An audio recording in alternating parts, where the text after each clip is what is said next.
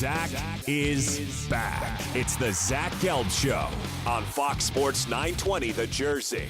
4:16 on a Monday, recapping a Giants loss in the wild card round to the Green Bay Packers at Lambeau Field. And the big story is actually what happened after the game with Odell Beckham Jr. and his behavior and all of his antics is something that's definitely been looked at throughout the entire 2016-2017 season. And now joining us on the hotline, someone from CBS Sports Radio, does a great job with the Tiki and Tierney show, and that's BT. Brandon Tierney is kind enough to hop on board with us for a few minutes right now. BT, what's happening, my friend? Zach, how are you, buddy? Everything okay? Yeah, doing great. Can't complain on a Monday talking some football. So let's get into Odell Beckham Jr. I opened up the show with it. Number one, the yacht thing did not bother me, and anyone that thinks that's the reason why they lost the game yesterday, to me, is foolish. But after the game, we know that Odell Beckham's a superstar, and he got carried away. I thought he was fine in his post-game press conference, but then when he starts to bang his head up against the wall and punch a hole in the wall is not the best look. I like when my athletes have passion, but on the other hand, I think Odell needs to tone it down a bit. Where do you stand on this whole mess? You know what's interesting? I'm pretty much with you. I was talking to a few people around the office today, a few of the older school guys, even older than me, and I said, actually, I was talking to Frances about this, and I said, Mike, and we hit all the things you just hit, and I brought up the thing about the hole in the wall, kind of losing temper, obviously, and listen, there's no doubt that Beckham becomes unhinged, and he's got to get a grip, man. He's got to grow up, and maybe this is the learning moment, the teachable moment that propels him to another level maturity-wise, but the thing that I find interesting, and this is just the way it is, but it needs to be pointed out because I think a lot of people conveniently ignore this, right? We laud the competitive nature of the athletes from the 70s and the 60s and the great, do it for the love of the game. And in particular, I brought up, Goose Gossage's name to Mike, and I said, because there was, obviously well before your time, but there was an instance where, and I don't remember this in real time, to be honest, but I know that it did happen. Goose Gossage got in a fight with a teammate in the shower. I believe it was Cliff Johnson. Had to get separated. Goose got hurt, missed time. And I find out, I look at guys like that. You're telling me that some of these crazy, and I use that in an endearing manner, some of these crazy hockey players or football players who are hopped up on Lord knows what, in the 70s and the 80s between greenies and steroids or whatever else they were throwing down their body digesting. You're telling me that they didn't smash windows and break stuff after a game? Of course they did. The difference is nobody took a picture and posted it on a website for clickbait. Twitter. And I find it comical. And listen, not to absolve CBS either, because we did it. CBSSports.com did it. But ESPN, it was a joke. Brandon, they were a joke after the game. They teased the Sal Pal report about 500 times, and the anchor who was doing the reports that night, she said It was the biggest story in sports, a fist going through the wall. It's ridiculous, the coverage of this. It's TMZ-esque. It's Deadspin-esque. It's not what ESPN was many years ago. But the sports fan has changed, and you have to understand that, and you have to, if you don't want to embrace it, that's fine. But you have to at least accept it, and there is a little difference between the two, because the sports fan now, don't get me wrong, this is a broad stroke, and there's still some nuts and bolts people, draft nicks who really do devour 40 times and shuttle runs and some of the other deeper metrics of say baseball fielding efficiency, some of the nuances of the game.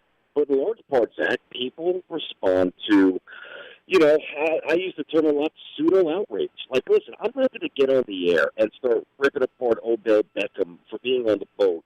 Granted, I do stand by my sentiment that he's got to grow up at some point quick and find himself and take the next step.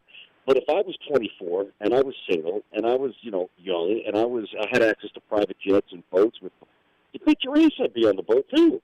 So, it's this almost contrived outrage that people want to tap into to generate social media retweets and likes and all that. It's a maelstrom of nothing is really what it is. Because at the end of the day, I am with you. Did he drop that critical third down early in the game because he was partying? No. Did he drop the touchdown because? No. He dropped the balls because he had the tendency despite his prolific gifts, to drop footballs. And it just popped up at the most inopportune time, and the better team won. But it's a lot of nonsense. I am with you that in terms of the general premise, yeah. The ironic part about the Giants this year was if we went back to August, BT, everyone was saying the defense just has to be average and the offense will be okay. And it was the complete antithesis. You saw that offense brutal early on to start the game yesterday, and they've been brutal all year long. What happened with this Giants offense, and where do they go from here to try to fix this for the future? Well, first of all, when some of your best assets are vertical shots, and your offensive line cannot give your quarterback, whether it's Eli or whomever, the minimum 3, 4, 5 steps to drop back and go through at least a single progression, you got to dial down the playbook. So I think that that's the origin of it. I think that the inadequacies of the offensive line for the Giants forced them to truncate the playbook, become a little predictable, and they never really had great balance. To their credit, they tried to get it at the end of the season, and they mixed it up with Perkins, and they started to get, instead of 70-30% or maybe even 75-25, it became closer to 60-40, in some instances better than that. But it just wasn't their DNA. They don't have molders up front. They don't have guys who not only are skilled at it, but crave, lust after lowering their pads and just knocking defenders back 5, 6, 7 yards like they did with O'Hara and David Beal and those great offensive linemen that won 2 championships. So I think that that's part of it. Eli did not have a good season. You know what's interesting, too, Zach? I remember tweeting. It was at some point in the Redskins game, week 2. And I was like kind of an all-encompassing New York tweet. My thing was, I said, I've been watching New York football for a long time. I don't think, and I stand by this, even though it didn't necessarily come to fruition, but in theory, between the Jets with Marshall and a healthy Decker and a Nunez emergence, who I love, and then obviously Beckham and Cruz being back healthy and Shepard, in my opinion, and I'll challenge anybody on this, I don't care how much New York football you've watched, this was the greatest collection, at least on paper, of wide receiver talent New York football's ever seen. It's a strange dynamic. I mean, obviously Decker's injury doesn't help, but specific to your Giants question, I don't know. I would have to say that they just really did become a little predictable. And, again, Eli wasn't that good. Now, he was good. I'll give you this. He was ready to elevate his game. Yes, Eli was ready to go for 300. He was ready.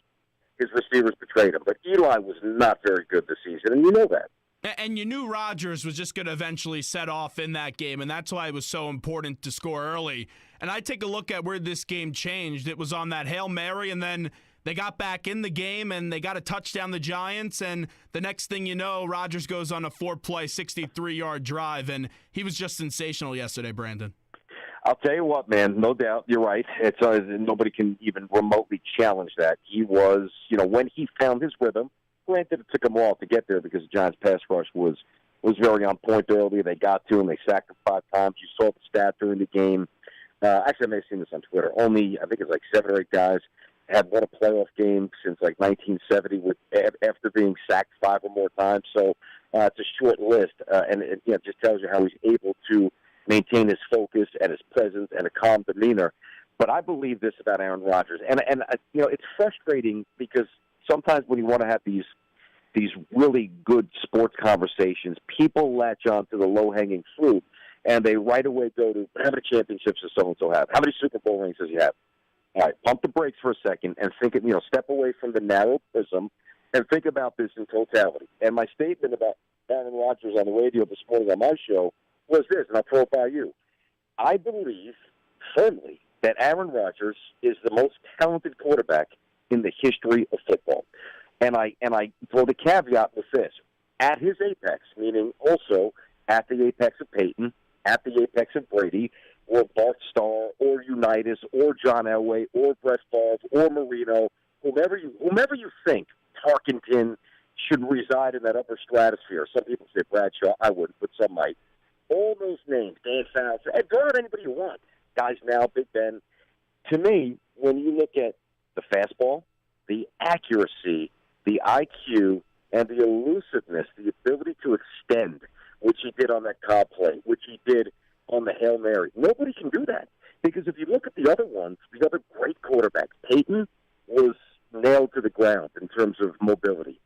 Brady is very adept at feeling the pressure, stepping up in the pocket, and extending the play, but he's not rolling left and rolling right and throwing across his body and throwing it 50 yards downfield.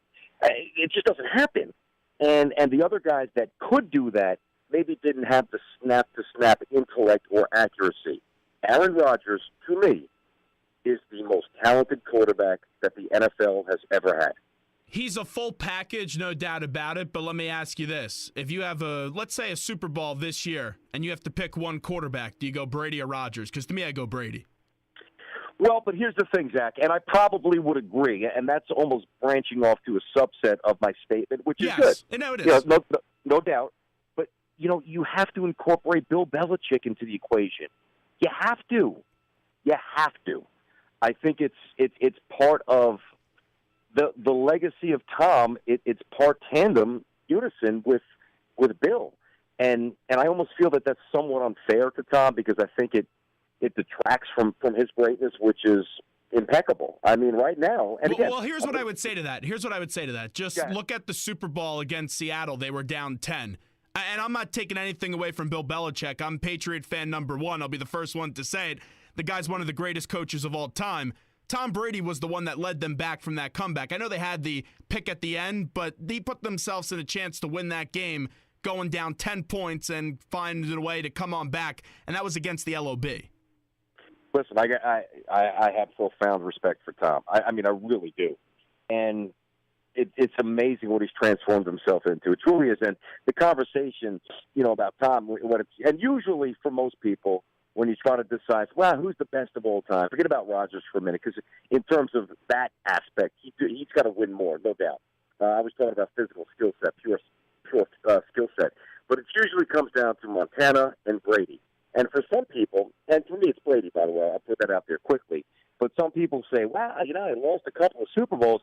I think that's short-sighted. I think there's greatness sometimes in overachieving or willing a team maybe past a point where they ordinarily should have what they could have achieved with somebody not as good at the quarterback spot. So I don't penalize him for losing 2 Super Bowls to Eli.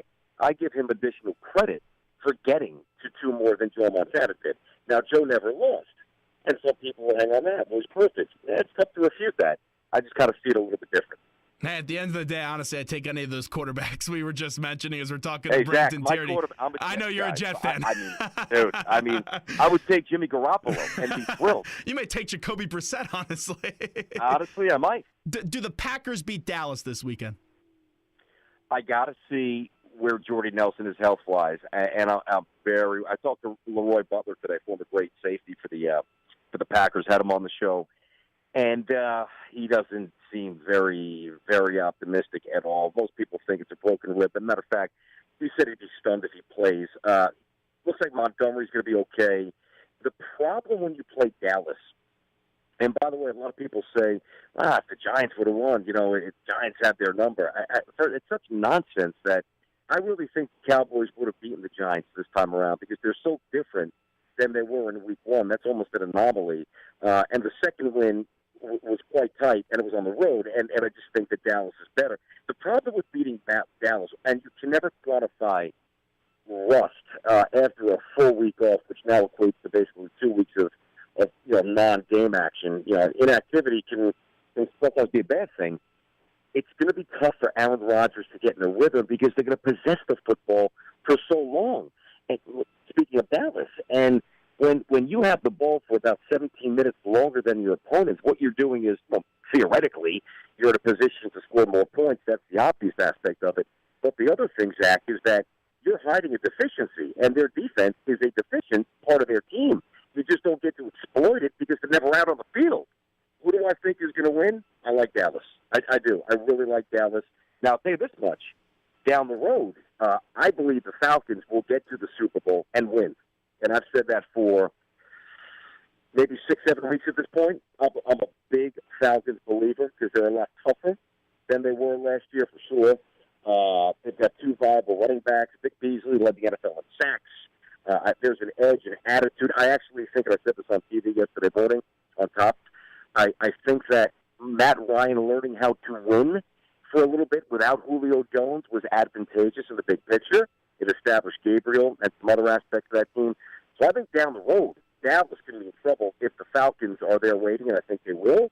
But in terms of this week, I do think Dallas gets by. I think it'll be a fun game, tight game, maybe not as high scoring as some people think, but I do think Dallas wins. That's going to be a fun game, too. All the games, I think, this weekend, besides New England and Houston, are going to be fun games, and that's something to look forward to because these weekend games this past weekend, they went how I expected. They were all going to be boring and not that interesting. I thought the Giants and the Packers would be a little bit closer. But on Atlanta, I think that's going to be a real fun game this weekend. And then people have to remember, Atlanta should have beat Seattle in Seattle this year if it wasn't for the no PI call that was in that game. Correct. And I look at, I had a good sense of Atlanta.